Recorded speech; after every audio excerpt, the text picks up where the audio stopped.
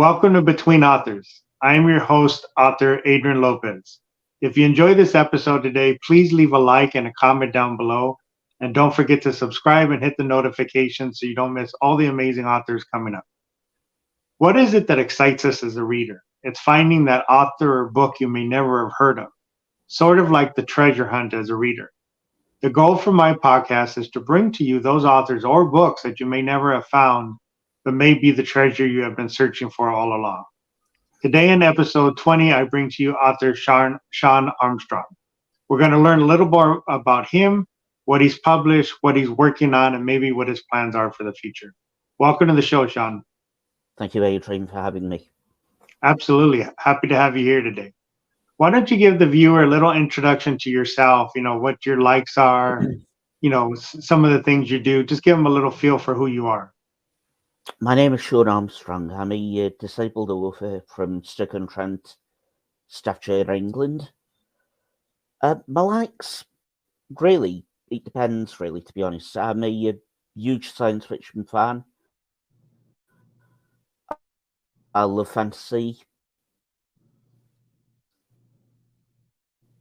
At the moment, I'm a big fan of who is the author of various books, Stardust, Coraline, American Gods.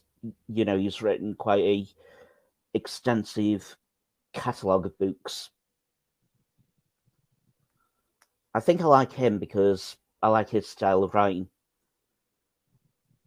He brings a lot to the table. Mm-hmm. So, in terms of your influences, I know you're saying that's one of your favorites right now. Who are your overall influences that kind of influence you creatively? I think in terms of, I'm a science fiction author, and besides that, The Green Girl isn't just a science fiction story, it's also about superheroes. And I think one of the biggest influences for me was you've heard of the Unbreakable film series, have you not? That was, growing up as a young teenager, that was a real big influence for my Green Girl series. Again, it's all about superheroes. So why don't let's talk about your book, The Green Girl and the Serum. Mm-hmm. Why don't you give the viewers a little summary of what the book's about? And again, give them as little or as much as you would like to share about it. Mm-hmm. Of course. Basically, the whole premise about the Green Girl and the Serum is it covers the story of Stacey Roberts, who's a young woman living in Manchester, England, living an ordinary life. That is until she is injected with a serum by the British military, which transforms her into a green-skinned superheroine. She flees the UK and lives a life on the run in Florida, USA, where she's reunited with Ben Fox, who is a love interest, who's formed his own superhero faction called Haven. Excuse me, I've got a bit of a cold, so you'll have to bear with me. No worries. Basically, what happens is Haven is entangled in a battle with the US military. They emerge as the victors. Unfortunately, this draws the attention of another superhero faction called the Outcasts.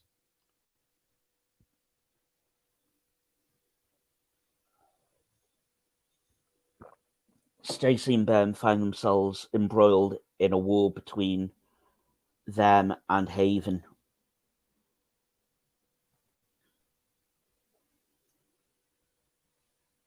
That's just the basic premise. Okay. But this is part of a series that I've been working on since 2019. How many books do you think are going to be in this series? Or are you going to kind of let the story go as it goes and see what it is? Roughly, there are 5 more books in the series. Okay. Let's stay on the first book right now. Was there a favorite scene in the book that you either wrote or your experience as you were writing it? Oh, good question. I'm just trying to think. There was a scene where Stacy and Ben interact in terms of a sexual way. I think I just like the scene because of the interactions that they have between one another. Mm-hmm. If that makes any sense. Yeah, absolutely. On the other side, did you have a scene that was the hardest? And that could be as you're coming up with a scene, as you were writing it, or maybe from experience or something that just made it difficult to go through. I think the entire book was a challenge to write, to be honest, because it's something that I never really did or have done before. A fun fact, before I actually wrote this book or the subsequent series, I used to write a lot of fan fiction before.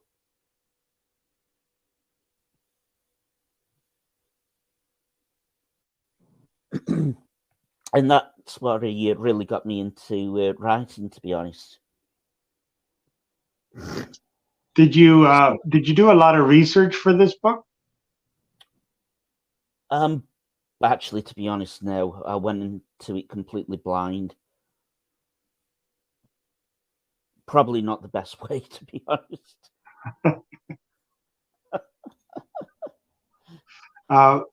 So this is your first book, correct?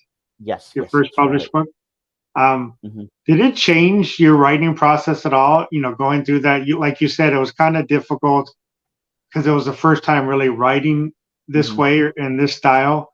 Did it change the way you wrote? Because you did say you did some fan fiction before that. I think in terms of not the writing process, to be honest, but the research process, it sort of made me more aware. I mean, ever since I wrote the first book, I've done more extensive research into what young adults like, the sort of books that they like, what's hot on the market at the moment, what isn't hot. And I found that the superhero genre is quite big at the moment, with series like Marvel, for instance. Yeah. That seems to be dominating the market.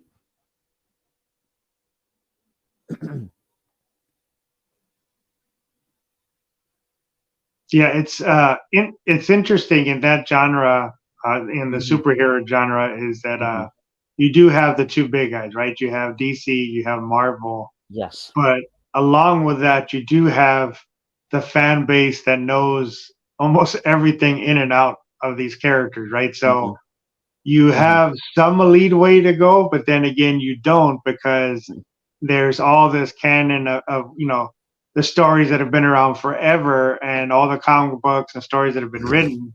So you have some leeway, but not as much. So yes. I would think, kind of being in that genre, but coming up with characters that are not known or not, from the historical pieces gives you a lot more freedom to kind of do what you want to do and lend your voice to the style. Yes. Absolutely. Yeah, I mean, I think that would be difficult unless you really knew everything in those other two companies to try to write in that style, because there's just so many just dedicated fans to those materials that it's hard to sneak anything through, right? You're not going to sneak something through Absolutely, on any of them on that side. So, are you working currently on book 2 for the series? Books 2, 3, 4, and 5 are already complete. Okay. I am So, working on another series though at the moment. okay, so for the books 2 through 5, what is your plan for the actual publishing side? Are you gonna try to release one Well, at a time? Are you gonna what I release am them hoping closely? to do, what I am hoping to do is I'm currently looking for representation on the other books in my series from either an agent or a publisher. Okay.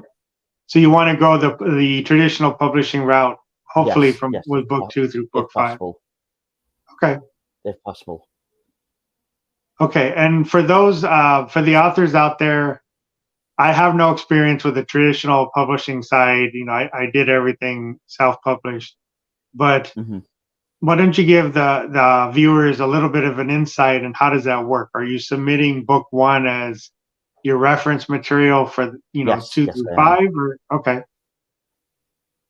I have actually written a full book proposal, which currently lists book number 1 as a reference point as such, along with books 2 to 5. Okay, and how long have you been selling these as of right now to publishers? Has it been a long process or fairly new? It's been fairly recent, to be honest. Okay.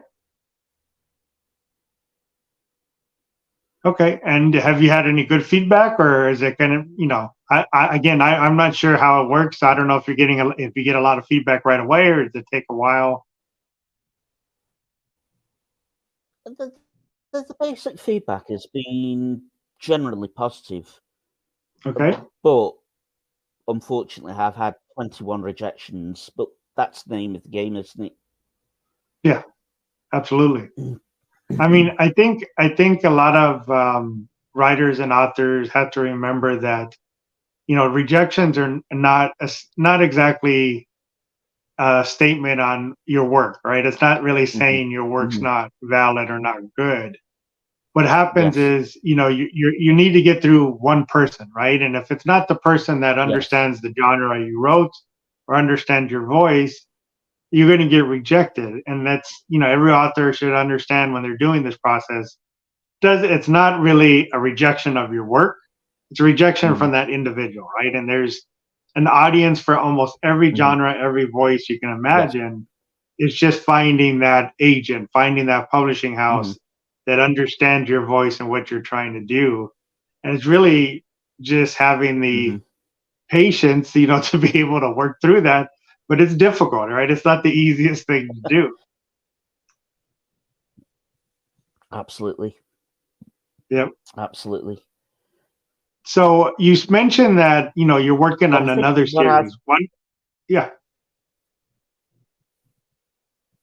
Why don't you give us a little bit again? I think Don't if I give any can, more than you want to, but maybe just kind of what you're working on. of course,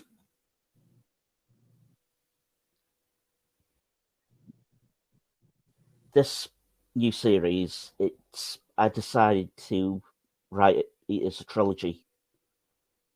And the only reason why I've decided this is because, in my opinion, it would fit not a continuation of the Green Deal series, but it's a side story, if you understand. Think of it like the Fantastic Beasts series of the Harry Potter series. Mm-hmm. If that makes any sense. Yeah, it does. But that's all I wanted to, say about that, if that's Okay, okay. no problem. Again, I don't want you to share more than you are comfortable with.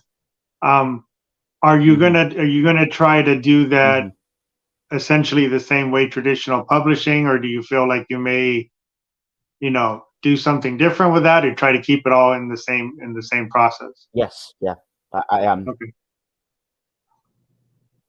Okay. I am hoping to again go through the traditional route. Okay. Now, you mentioned basically fantasy is the genre you love and the genre you're writing in. Do you read any other genres, or do you ever think that you may stray Mhm. outside of fantasy in your writing future? Well, as I mentioned, I like science fiction, especially young adult. But I have actually read a historic YA fiction. Okay. One in particular, The Boy in Striped Pajamas, which I found it was a good enough story, but it was quite difficult to comprehend. With it being the Holocaust.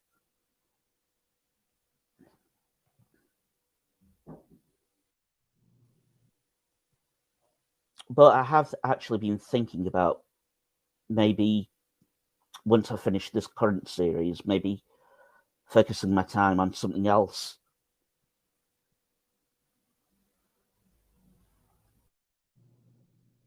Okay. So, looking into the future, you say you find a publisher, you go through the Green Valley series, and then you do the additional trilogy that's associated with the series. What are your goals, Mhm. or what are your plans for future for Mhm. you for writing? Is there any other thing you really would like to accomplish at some point, or are you kind of taking it as you go?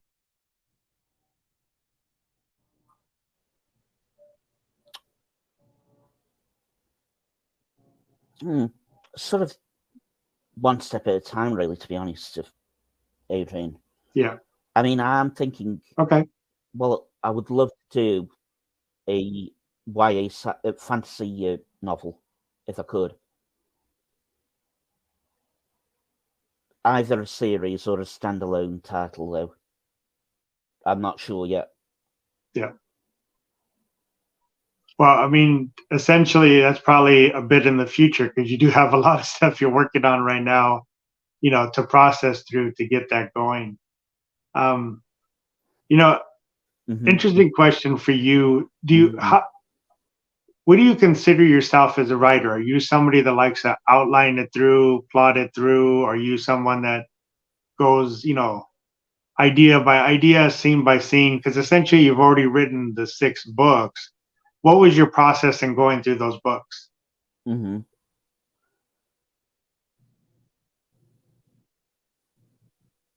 I think I'm a bit of all three, actually, to be honest. But one thing that I tend not to do is I tend not to make notes. If that makes any sense. I tend to plan, you know, the the plot in my head.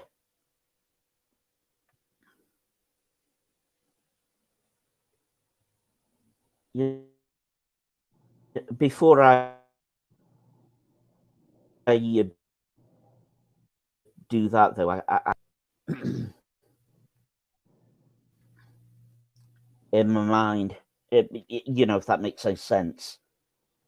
Yeah, I mean, I did the same thing with the werewolf book I wrote. Everything was in my head. Um, I Hmm. I don't really plot or outline either.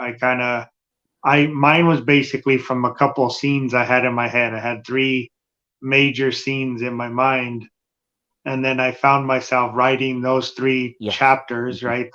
Those major scenes, and then kind of working my way in between to Hmm. combine everything into the story. And along the process, Hmm. it changed as you go. Did you find that Hmm. happening with you? Did you find Hmm. yourself, like you said, you have an idea similar to what I did? I had an idea what the story would be, but as you write it, you Hmm. kind of notice that it changes along the way, right? It kind of morphs into its own Oh God, thing. yeah. Yeah, and you kind of just follow and just see where it takes itself. Yes, definitely.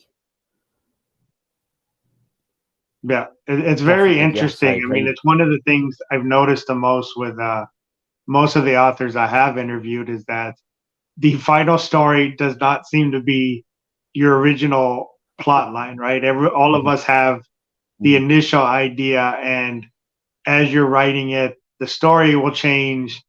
Characters will come in that you really didn't expect to be more than a moment in the story, and they kind of force mhm, themselves into major characters. And for that alone, your storyline changes, right? So it kind of sometimes builds on its own mhm. as you're going through it. Definitely. I agree. Yeah. I think that one thing that I noticed though is I was adding bits in and then taking bits out to try and make the plot more cohesive. Yeah.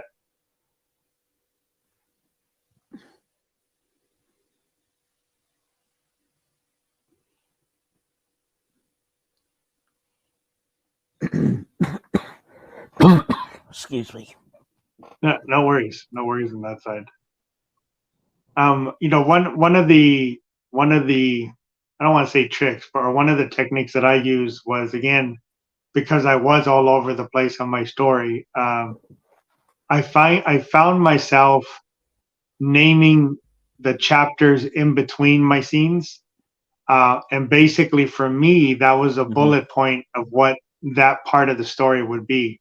So I use that as, I guess you would Yes. call it, kind of like my outline. So I would figure out that, I wrote a scene, and maybe that scene was chapter 13, roughly in the storyline, and the other scene I wrote was roughly chapter 5. So I said, okay, I want to get Hmm. myself from here to here. And then I said, okay, Hmm. 6 through 12, I kind of gave them a bullet point name, a chapter name, just to tell me what I wanted to accomplish through each of those chapters to get to that point. Yeah. Um, but I did find myself, again, as you do, as the story changes, I did find myself, on several occasions, not only changing that bullet point name because I thought of something else on the way, or on many occasions adding additional chapters, right? So chapter 13 Hmm. really became 15 or 16 because on the way I go, you know what, I need to do this. And I found myself kind of adding more into there. So that was just the way I approached it, Hmm. just to kind of keep yourself organized. Because, like you said, the story is all in your head, right? You have the entire story, you have the plot line, you Yes. know where you want to start, you know where you want to finish, and it's just getting it out there, right? Just getting it on paper, and then Hmm. as your first draft, and then from that point, then you start working through and cleaning it up, making sure it makes sense, making sure things are linking properly.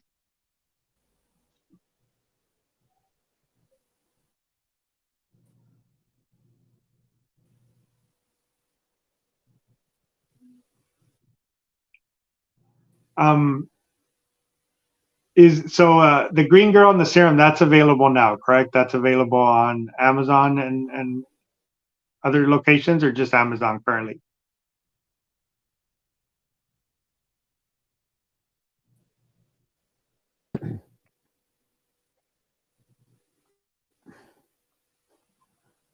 Yes. Yeah.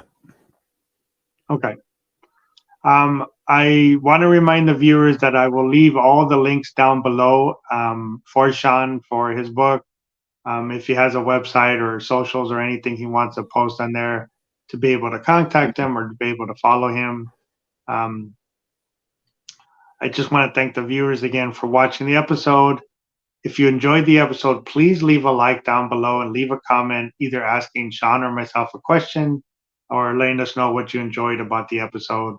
And definitely don't forget to subscribe to the channel and hit the notifications so you don't miss all the amazing authors coming up. I really want to thank you for coming on today, Sean. I did enjoy this. I really, really think your series sounds interesting, and looking forward to whenever you post the full series to be able to go through that storyline and just see where it takes us. Thank you very much, Adrian, and it's been an absolute pleasure. Thank you for having me on. I thank you very much for coming on.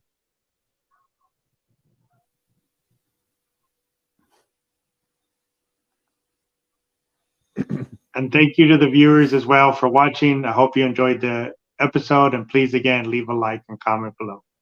Goodbye.